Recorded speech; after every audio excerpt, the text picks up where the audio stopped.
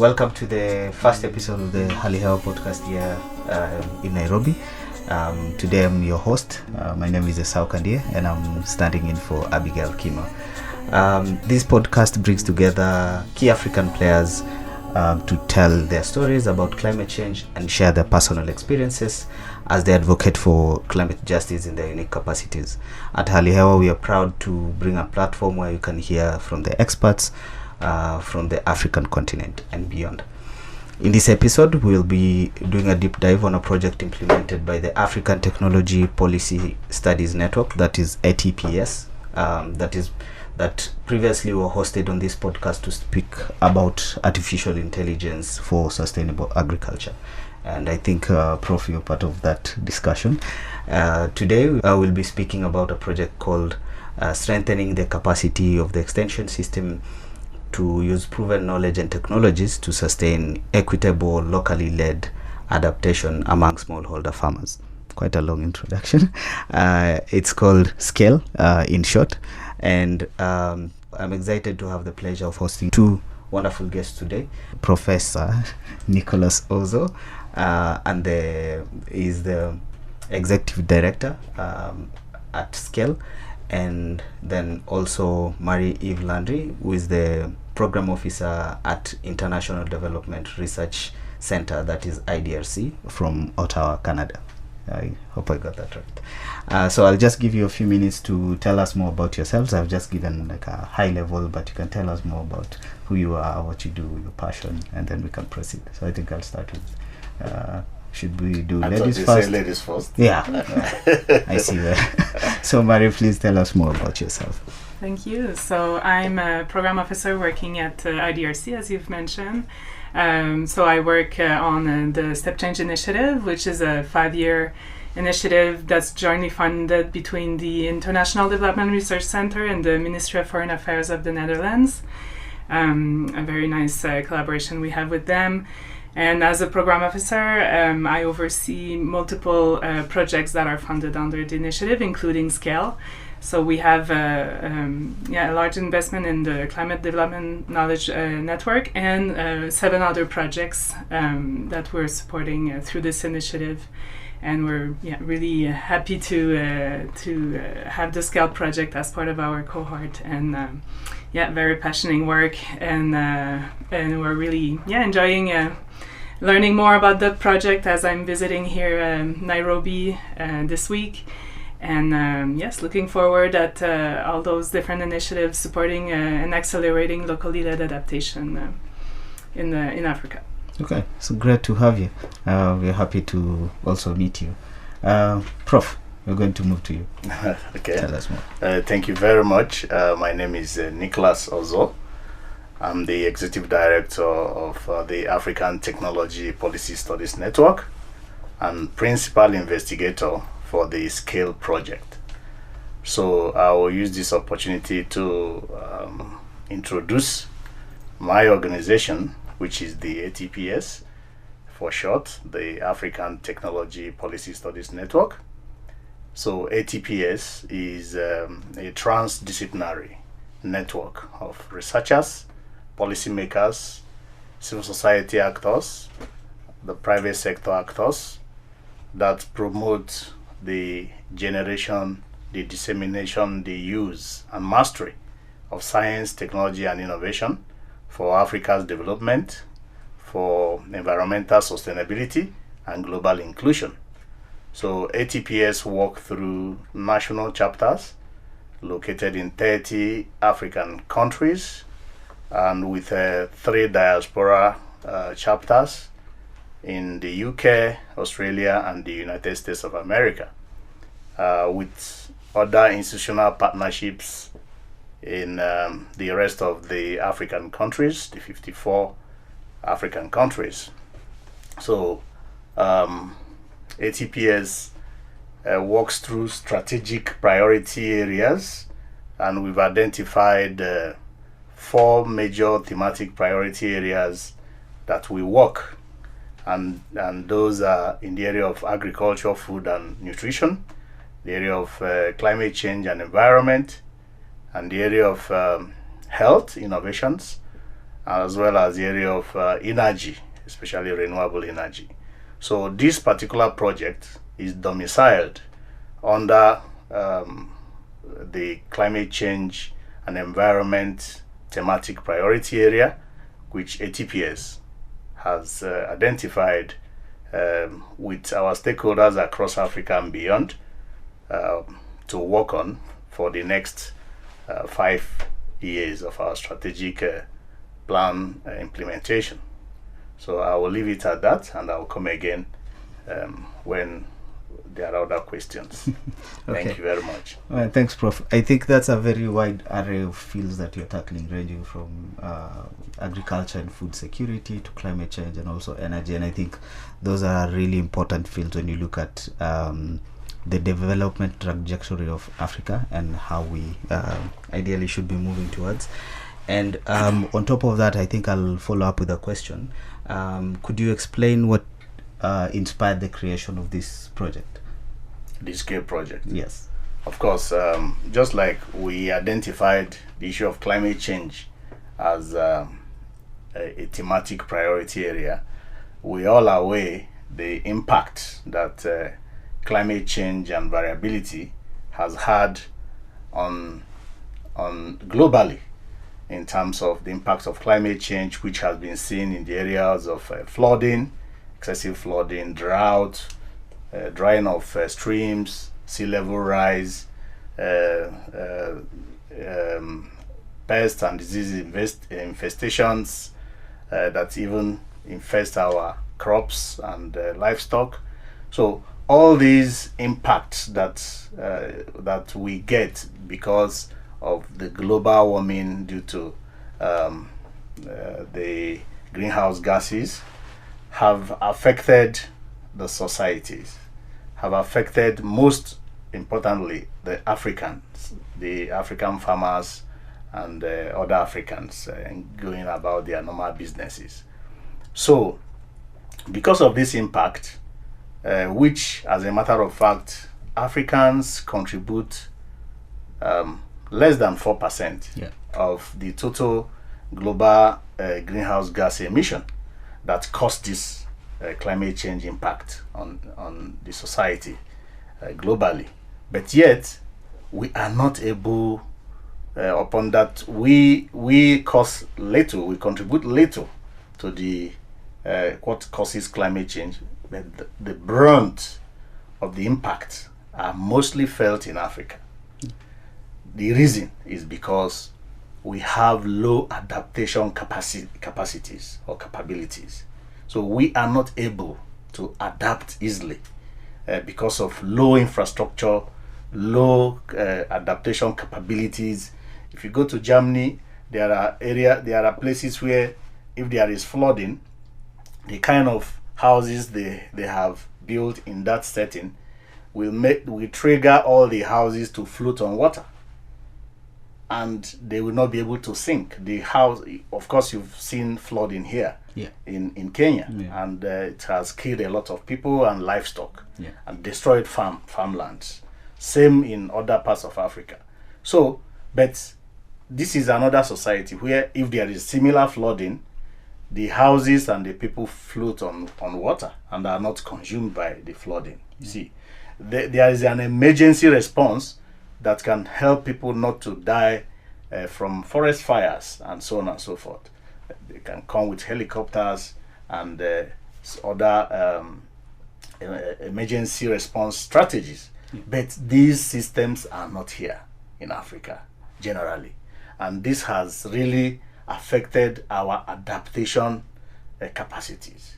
So you asked why this project. So this project now is looking at how can we maximize, harness the potentials of a locally led adaptation strategy, which we are trying to strengthen the capacity of a knowledge broker.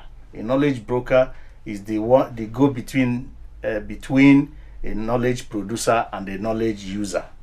So he takes information from where knowledge is produced and takes it to where the knowledge is required And that person in this regard is called the extension system. The extension agents are the ones who take proven knowledge, proven technologies from research and take them to farmers to adopt.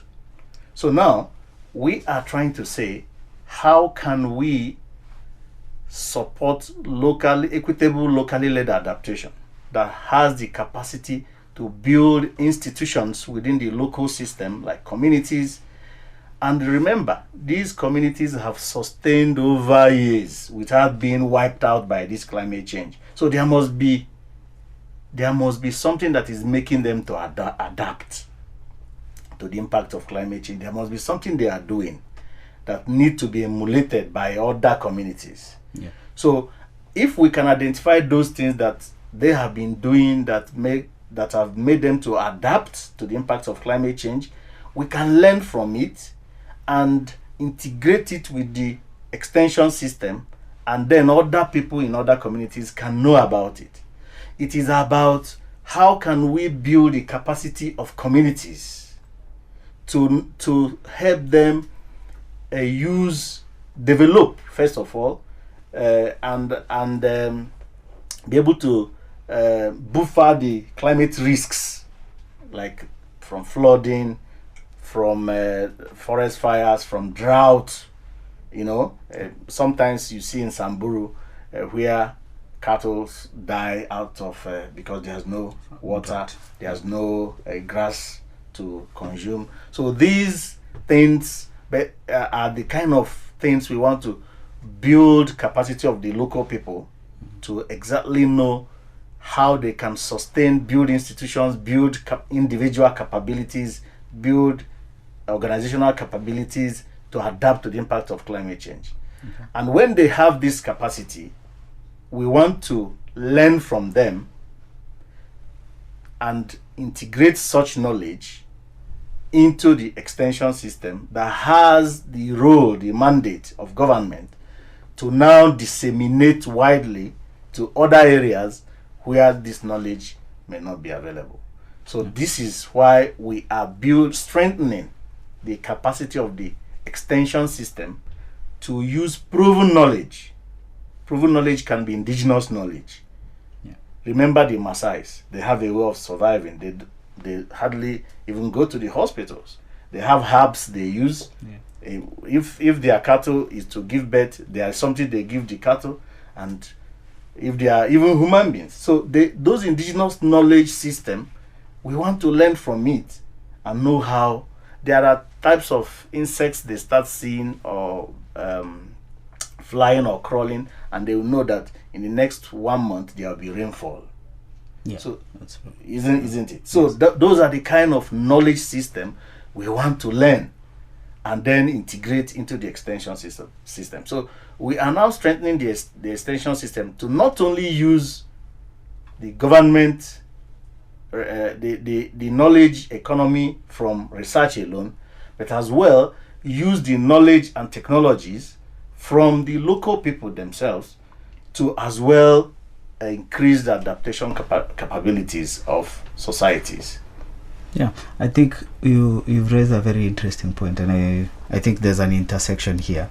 Okay. Between what you do and the Scale project intends to do or is doing, and what we have been trying to do in terms of when it comes to adaptation. We've been trying to tell stories of how people are adapting to the impacts of climate change, and recently we had a session in the North Rift region of the country where we went and we had this meeting with women from a local community in the Kerio Valley, and they came to explain how they have adapted to the impacts of climate change, and the type of responses they were giving were just mind-blowing, because most of the time we think about very complicated concepts, but then they had very simple solutions that they had put in place to be able to adapt to, like, changes in weather, changes in the amount of rainfall.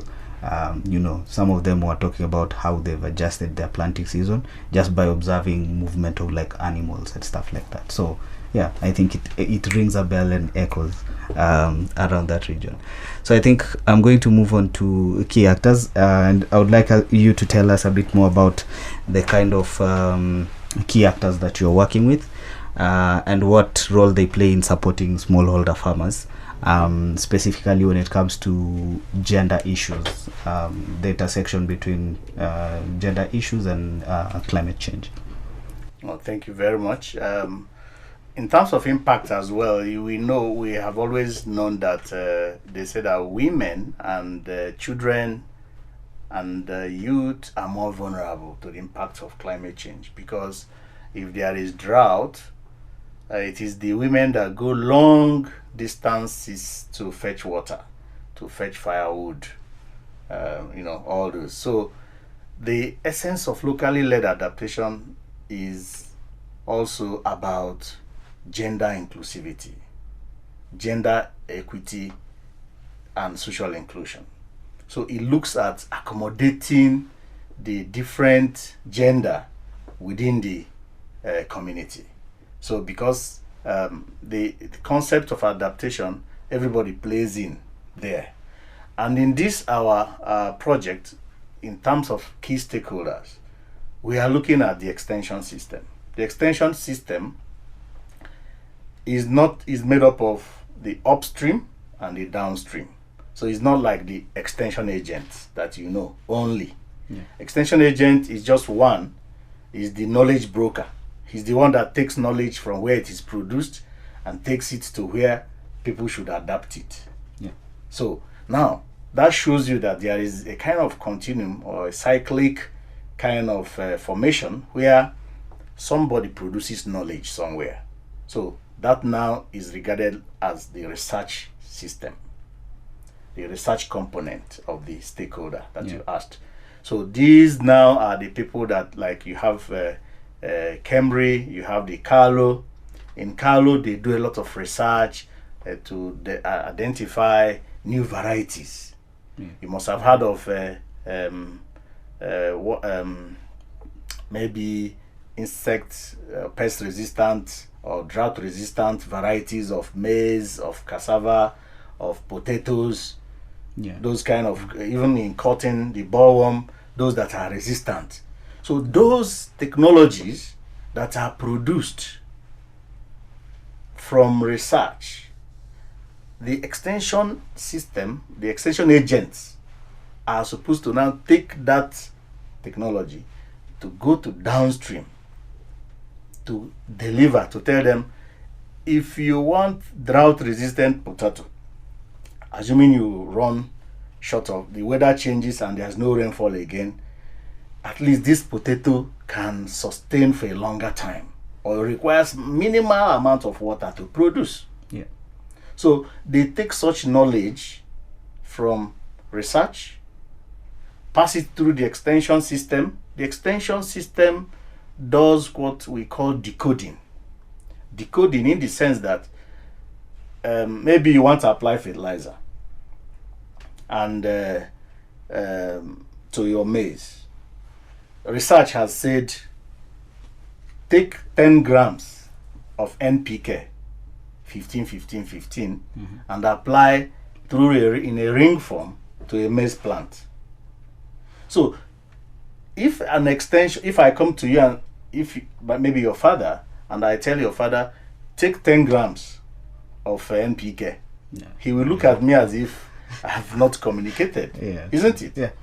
So the role of the extension now is to decode what that 10 gram should mean to the farmer. Okay. In the form that he will understand and apply it. For instance, 10 grams is an adult palm closed.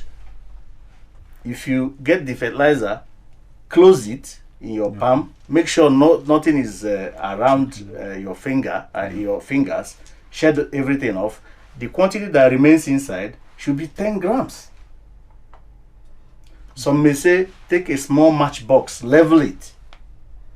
At least they know what matchbox is, the small one. Level it. What is there is 10 grams. So this is what you apply per plant. So you see, they are now decoding 10 grams into usable forms that the farmers can use.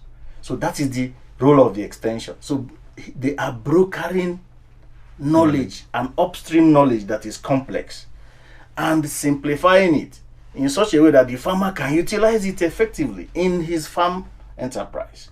So they take proven knowledge, technologies from this research upstream level, decode it where applicable, and then pass it down to the farmers who they work with, either at individual levels or at group level, because an extension agent can work with individual farmer or work with farmer groups, and in the process of ensuring that there is increased productivity that is produced in a sustainable manner, in terms of guiding them through, giving them information on how farm production should be carried out.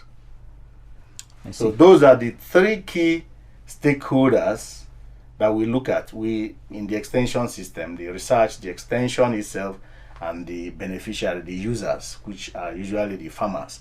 We are not going beyond. The other aspect we can look at is like the very high upstream, like government, which in this project we will also want to influence policies using the outputs from this research. And remember, because I said this is a cyclic kind of system where the farmers themselves may as well identify challenges in the process of using that technology or information. They come back to the extension agent and say, we are stuck here, we are stuck here. The extension agent will carry the same knowledge back to research and say, the farmers we have delivered this in, how this knowledge and technology, they have encountered these so and so challenges. So research again will investigate that challenge of farmers, of smallholder farmers, and be able to find a solution, and it goes down again to the farmers in that cyclic form. So that is the way we are looking at proven knowledge and information, both the one coming from research and the one coming from locally led adaptation initiatives of communities themselves, which we are now seeing as a veritable information that can be multiplied or disseminated to other beneficiaries. Okay, I think that's a very informative take. Actually, before I came into this room, I didn't understand like the whole concept of agricultural extension, and now I know that there are like different mechanism and feedback loops that we can integrate into the system. And a compliment to you. I think I would love to be part of your class if you have one at some point. Yes, you're welcome. Just minimal fee. Well, we'll chat after the podcast. Right. Thank you so much. I think we've taken so much time with you. We'll move to Marie. I think a question to you, Marie, is to tell us how the SCALE project aligns with the IDRC's strategic priorities, especially with regard to climate adaptation, sustainable agriculture, and support for smallholder farmers in Africa. Thank you. So SCALE addresses the two cross-cutting issues that are at the core of IDRC's Strategy 2030, that are climate change and rising inequalities. And the project also contributes to one of the three core objectives of IDRC's strategy, which is around sharing knowledge for greater uptake and use. At the programmatic level within IDRC, SCALE also contribute towards the climate resilient food systems programs outcomes that are related to informing practice by public and private sector actors to increase the resilience of vulnerable populations and farmers and support communities to take action to adapt to climate change, and also informing practice of smallholder farmers to employ more equitable, context-appropriate and climate-resilient innovations. And finally, SCALE is part of the Step Change initiative that I've mentioned earlier. So, and this initiative responds to the urgent need to close the gap between knowledge and action to support evidence-based adaptation. And the goal is to accelerate equitable and locally led adaptation in the Global South, and support organizations who link with producers, knowledge producers, and users, so knowledge users and knowledge producers, to facilitate the generation, the dissemination, and the use of that knowledge. So SCALE aligns with two of the three thematic focus that we have within the initiative, which are ecosystem-based adaptation, so in the agricultural sector, and gender equality and social inclusion. Okay. That's interesting. And then what particularly stood out for you with the SCALE project? And what is that one thing that you desire to see, especially with regard to the impact on smallholder farmers, like at the end of the day? Yes. Yeah.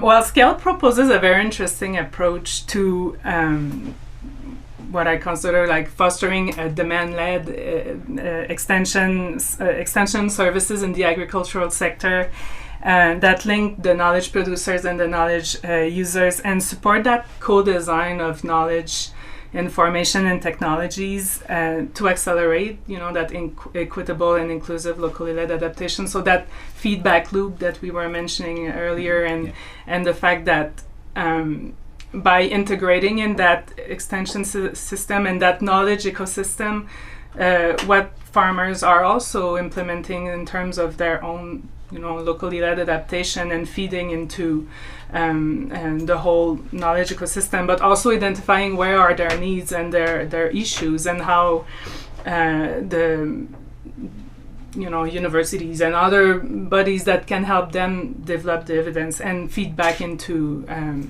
through the extension system and support the farmers, I think it is very interesting. So that integrated approach and collaborative approach, I think, is very interesting.